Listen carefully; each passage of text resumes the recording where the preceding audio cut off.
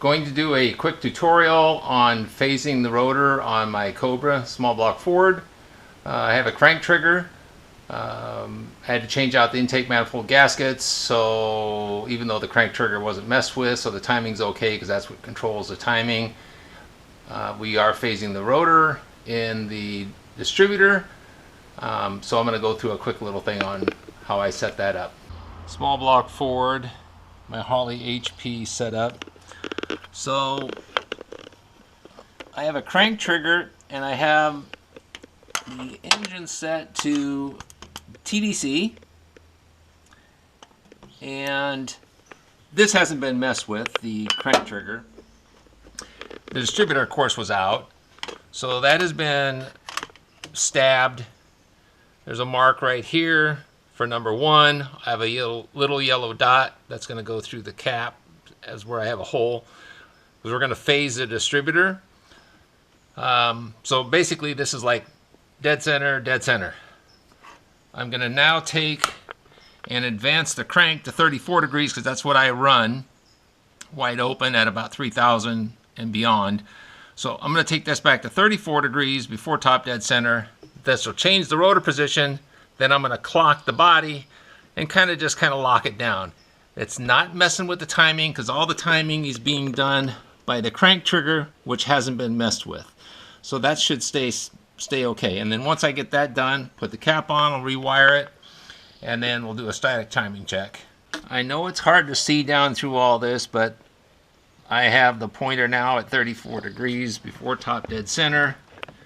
And I'll come up here to the distributor, and you can see now that the rotor's now advanced off of where it was at top dead center. So basically I'm just going to take and clock the body pretty close right to here, and that's going to give me an initial start.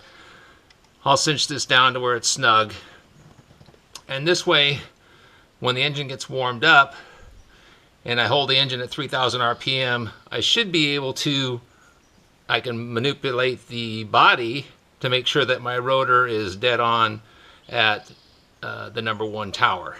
Here is my rotor phasing cap, a little off of Star Trek, I guess, of the phaser. There's the hole for number 1. That's going to get placed on here, and you can now just barely see down through there the little yellow dot.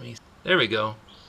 Little yellow dot down in there. So that's what I'm going to be looking at, and I'm going to hope that it's pointing to this tower right here.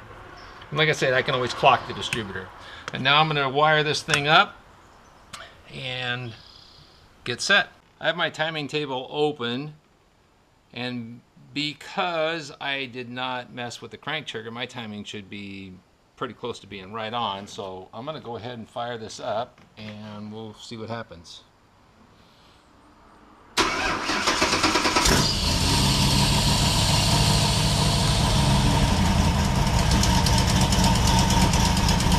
says 2, 4.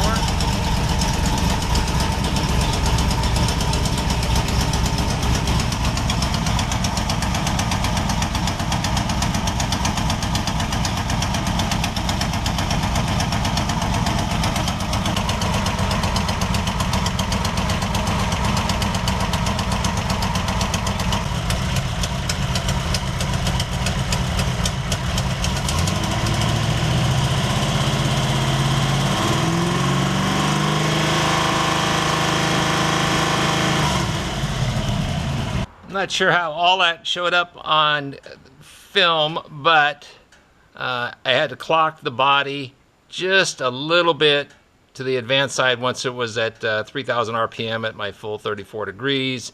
The timing, 24 degrees, was actually the same as what my table says. So I know that, because I know that the timing didn't get changed, so that's still accurate. Idle speed is still good. Did a TPS auto reset. So now I just have to take this cap off, put my other one on, button it up, and take it out for a road test. That was phasing the rotor. Crank trigger makes it easy. That's the timing. Adjusting the crank trigger will advance or retard your timing. Plus I can do minimal stuff with the laptop through the software. Phasing the rotor, I just point it to number 1, top dead center, and then I roll it back 34 degrees advanced, clock it so I can see the rotor on number 1, start it up, get it warmed up, rev the engine up to 3,000, make sure that my rotor is pointing as close as I can get to dead center, maybe a little bit advanced of the number 1 tower at 3,000 RPM, and when it's idling it backs off a little bit, which is fine, but I want that as close as I can to my full timing. And that's it. Finished phasing the rotor on my engine after I did the intake gaskets and got that all set. Again, the crank trigger is what's controlling the timing, so that wasn't messed with. I did verify the timing and it was right on. Mainly it was just to get the rotor back in phase. And the reason why it's still down is because I had an exhaust leak, which I think I did here when I first started it from the opposite side, and it was number 5 and 6. Driver's side were cracked around here, so I had my buddy who's a TIG welder take care of that, and then I'll get this back on and on the road. But just to reiterate, phasing the rotor can be confusing. I know it was for me the first time I did it, but once you do it, it's actually easier than what you make it out to be. So hope you got something out of this. All right, thanks.